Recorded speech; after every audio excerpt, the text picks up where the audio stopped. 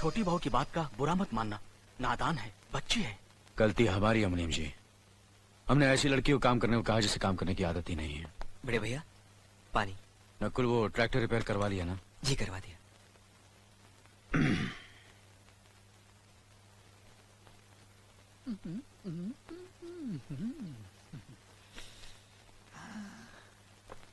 नमस्ते मास्टरनी जी। अरे अरे आप नीचे क्यों बैठ गए, ऊपर बैठिए ना। नहीं नहीं मैं यही ठीक हूँ, आप पैर ऊपर रखिए ना। नहीं नहीं आप ऊपर बैठिए। नहीं आप पैर रखिए ना। नहीं आप ऊपर बैठिए ना। अरे आप पैर रखिए ना प्लीज आइए ऊपर बैठिए।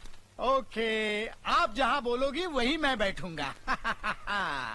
अपनी इस पहली मुलाकात की मिठास काफी दिनों तक मीठी रहे, इसलिए मैं आपके लिए मिठाई लाया हूँ। Thank you. किसी ने सच ही कहा है कि जवानी में जवान लोगों से ही दोस्ती करनी चाहिए। देखो ना हम दोनों कितने जवान लग रहे हैं, तरोताजा लग रहे हैं, फ्रेश लग रहे हैं, बिल्कुल एक दूसरे के लिए।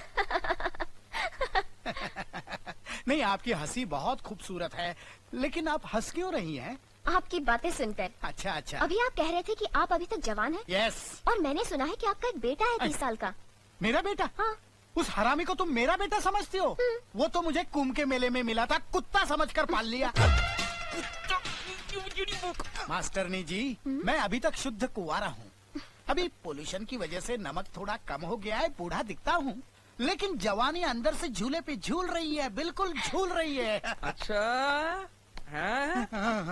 कौन से कोने में जवानी झूल रही है बाप के दिन है? जरा बता मुझे। हाँ?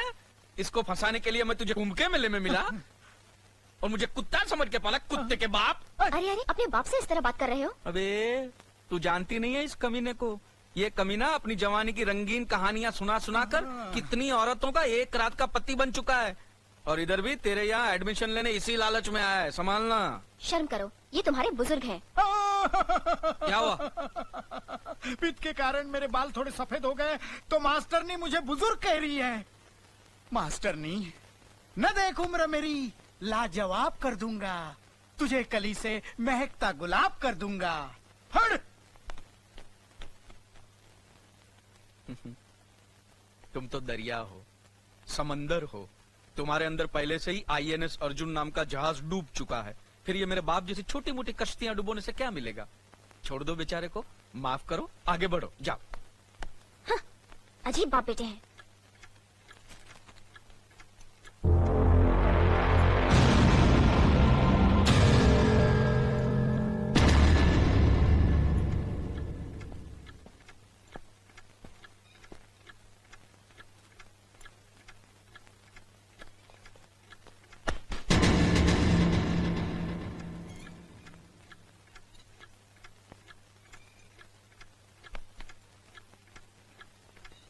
इसे मैं फेंक देता हूँ बड़े भैया, आप जाइए।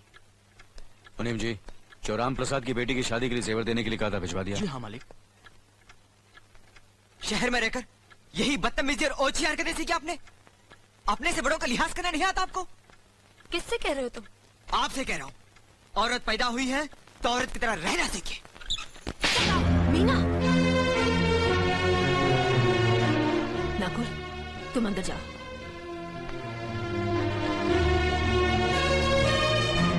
पागल हो गई हो तुम? औरत होकर एक मर्द पर हाथ उठाती हो? इतनी ऊंची घराने की बहू होकर ऐसी नीच हरकत, शर्म नहीं आई तुम्हें? कौन सा ऊंचा घराना? ये जहाँ सिर्फ एक आदमी राजा है और बाकी सब उसके गुलाम। मीना चिल्लाइए मत, आप मेरी सास नहीं है। जिस तरह आप इस घर की बहू है वैसे मैं भी हूँ। बहू हो तो बहू की मर्यादा में रहो। मर्यादा की रस्सी में तो आप जैसी जाहिल और गवार औरतें बनती हैं। मुझ जैसी पढ़ी लिखी मॉडर्न जमाने की लड़की नहीं। Uneducated idiots. Excuse me, I'm not an illiterate. I'm a graduate from the University of Allahabad. I am aware of the modernization of women, but I have not forgotten my culture, my customs, my traditions and my values. And most of all, I'll never ever forget that I'm an Indian woman. Modern जमाने की औरत भी औरत ही होती है, उसे भी मर्द ही ब्याह कर ले जाता है, मर्द को ब्याह कर वो नहीं ले जाती। जमाने ख्याल और लिबास बदल देते हैं, औरत के शरीर की बनावट नहीं। लोग तुम्हारे ख्याल की लड़कियों को लज्जत का सामान भले ही समझते हो, इज्जत के काबिल कोई नहीं समझता। इज्जत आज भी उन्हीं औरतों की होती है जिनकी आंखों में हया हो, लाज हो, शर्म हो। हम नहीं कहते कि तुम बंदिशों में रहो, लेकिन अपने दायरे की सीमा को मत भूलो।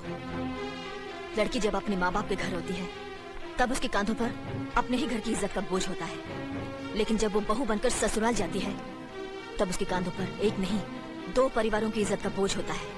आज जिस तरह तुमने नकुल को तमाचा मारा है, अगर उसी तरह उसका भी हाथ उठ जाता तो तुम्हारी क्या इज्जत रह जाती? कभी सोचा तुमने?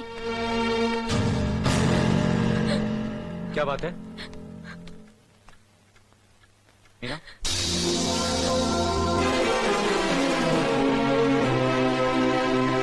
क्या हुआ भाभी?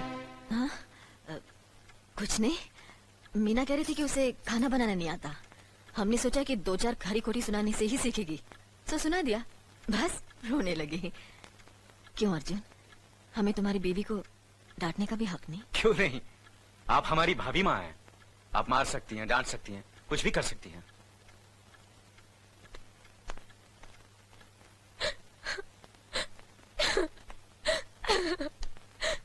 मैंने भूल की जो मैं लोगों के बीच आ गई। मेरी तो इस घर में कोई इज्जत ही नहीं है। जब देखो तो सब मेरी इंसल्ट करते रहते हैं। मैं कब से रो रही हूँ, तुम पूछ भी नहीं रहे हो कि मैं क्यों रो रही हूँ। बेकार हो रही है तो कौन पूछेगा? अच्छा, तो मैं तुम्हारे लिए और इस घर के लिए बेकार हो गई हूँ। अरे बेकार तो तुम हो गए अपने परिवार के बीच में रहकर। मैं कब से बोले जा रही हूँ और तुम हो के सुन ही नहीं रहे हो। इंसान की चीख सुनकर लोग शुभ अशुभ का विचार करते हैं, लेकिन जब मेंढकी को जुकाम होता है उसकी चीख की कोई परवाह नहीं करता। ये मत भूलो कि जब मेंढकी चिल्लाती है तो आंधी और तूफान आते हैं। आंधी और तूफान आएंगे तो उसका नतीजा तुम्हें ही भुगतना पड़ेगा। तो फिर ठीक है, अब मैं तुम्हारे साथ तभी रहूंगी जब तुम मेरे साथ मेरे डैडी के घर रहोगे।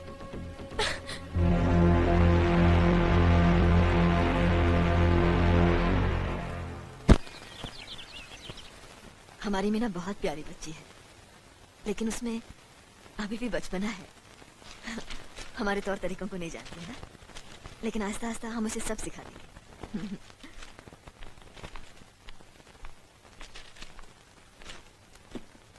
बड़े भैया, ये अपने घर जाना चाहती है। जाना भी चाहिए। 4-5 महीने हो गए, मायके की याद भी आती होगी इसे। और अर्जुन, तुम्हारे ससुर जी तुम्हें कई बार बुला चुके हैं, तुम भी कुछ दिनों के लिए हो आओ, तुम्हारा मन भी बहल जाएगा। अगर ये वापस लौटने के लिए जा रही होती तो मैं जरूर जाता, मगर ये तो हमेशा के लिए इस घर से जा रही है। कैसी बातें कर रहे हो? अगर तुम दोनों के ख्यालात एक दूसरे से नहीं मिलते तो इस मामले को घर की 4 दीवारी में बैठकर आपस में सुलझा लेना चाहिए। बहू शहर की पढ़ी लिखी लड़की है, उसे गांव के रीति रिवाज के बारे में क्या मालूम? ये तो तुम्हारा फर्ज बनता है अर्जुन कि तुम उसे हमारे तौर तरीके सिखाओ। सिखाने से कोई फायदा नहीं बड़े भैया, ये खुद को इस माहौल में डालना ही नहीं चाहती, इसलिए भेज रहा हूं। अच्छा, तो तुमने फैसला भी कर डाला? बड़े भैया, बात यह है कि मैंने मीना को, तुम बहुत समझदार भी हो गए हो ना, तो फिर तुम्हें इतना तो समझ लेना चाहिए, अगर बहू अपने आप को बदल नहीं पा रही है तो तुम बहू के मुताबिक बदल जाओ। आखिर वो तुम्हारी पत्नी है, उसका साथ देना तुम्हारा धर्म है। तुम्हारे भरोसे ही तो उसने अपनी सारी जिंदगी सौंप दी तुम्हें। अर्जुन, मेरे दर पर तुम तड़प उठोगे, तुम्हें तकलीफ होगी तो मैं रो दूंगा, क्योंकि हम दोनों एक ही मां की संतान हैं। खून का रिश्ता है हमारा, मगर पत्नी का नाता उससे कहीं ज्यादा गहरा होता है, क्योंकि वो पराये घर से आकर अपनों से कहीं ज्यादा अपनी हो जाती है, परछाई बन जाती है हमारी। पति शरीर है तो पत्नी उसकी आत्मा है। पत्नी ही पति के जीवन को सही अर्थ देती है, उसे कामयाब बनाती। पत्नी के बगैर पति बेजान और बेमाने हो जाते। अगर आज तुम अपनी पत्नी को हमेशा के लिए उसके मायके छोड़ाओगे तो ये गांव, ये समाज क्या कहेगा हमारे बारे में? जरा सोचो अर्जुन, न्याय के सिंहासन पर बैठकर जो लोगों के अच्छे बुरे का फैसला करता है, अगर उसी के घर में नाइंसाफी होगी तो लोग हंसेंगे हम पर, किसी को मुंह दिखाने के काबिल नहीं रहेंगे हम।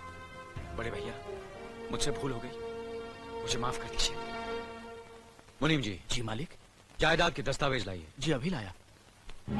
बहू, पति ही पत्नी की असली शक्ति होती है। हमारे पुरखों ने कुल धर्म पत्नी के बारे में कहा है, जो पति के काम में उसकी मददगार हो, उसे अच्छी सलाह दे, जो दासी की तरह उसकी सेवा करे, मां की तरह उसे खिलाए पिलाए, लक्ष्मी का रूप और धरती की तरह उसमें सहन शक्ति हो, वही आदर्श पत्नी होती है। औरत की सोच मर्द का मुकद्दर बनाती है। वो जब बनाने पर आती है तो कुटिया को महल कर देती है, और जब बिगाड़ने पर उतरती है तो महल को मिट्टी का ढेर बना देती है। मालिक, ये जायदाद के दस्तावेज हैं। हमारी जमीन जायदाद कहां कहां है और कितनी है, उसका हिसाब किताब ना बाबूजी को मालूम था, ना हम तीनों भाइयों को मालूम है। बहू, तुम पढ़ी लिखी हो, आज से इसका हिसाब किताब तुम देखोगी। लक्ष्मी जी। अपनी चाबियों का गुच्छा और ये कागजात बहू को दे दो।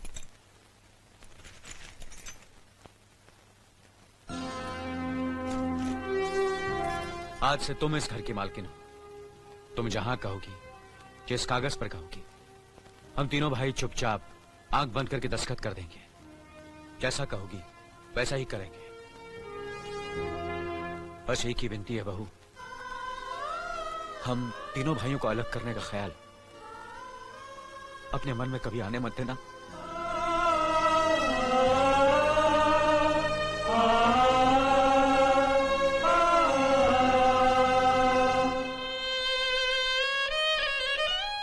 बहुत अच्छा किया तुमने बहू, बहुत अच्छा किया। इनकी आंखों में आंसू देखने की हमने सपने में भी उम्मीद नहीं की थी, लेकिन तुमने हमें दिखा दिया। बहुत अच्छा किया तुमने, बहुत अच्छा किया।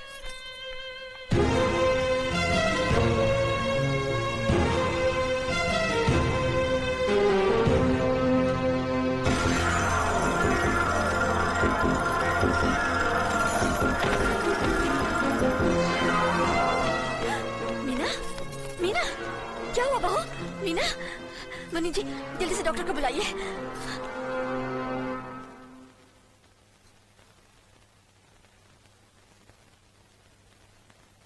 घबराने की कोई बात नहीं, ये माँ बनने वाली है।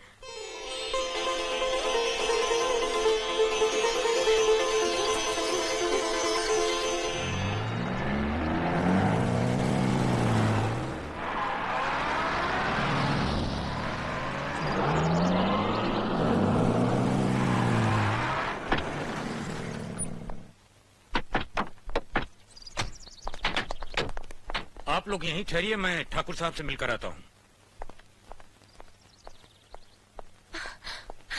डैडी, डैडी, कैसी हो बेटी? What a pleasant surprise. आने की खबर भी नहीं की।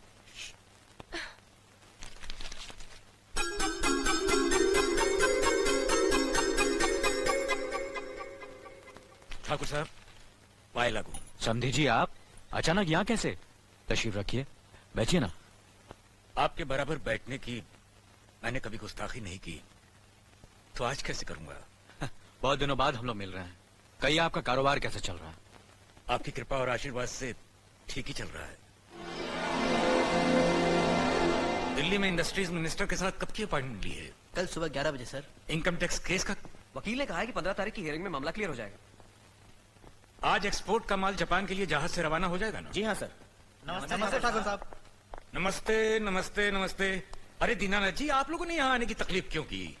मैं आपकी संस्था के लिए गवर्नर साहब से बात कर चुका हूँ, आपका काम हो जाएगा। धन्यवाद, बहुत बहुत अरे गोपीनाथ जी, होम मिनिस्टर ने वादा किया कि आपके भाई का ट्रांसफर जल्दी ही हो जाएगा। Thank you sir. Daddy, good morning daddy. Good morning my child. आप कहीं जा रहे हैं क्या? हाँ बेटी, एक जरूरी काम से दिल्ली जा रहा हूँ। अपना ख्याल रखना। हाँ ओके। Okay, bye. पास में ही फैक्ट्री के लिए जमीन देखने आया था, सोचा आपके दर्शन करता चलूं। अब इजाजत दीजिए। इतनी जल्दी कैसे जा सकते हैं आप? भोजन तो करते चाहिए। माफ कीजिए, आप तो जानते ही हैं, बाप बेटी के घर का खाना तो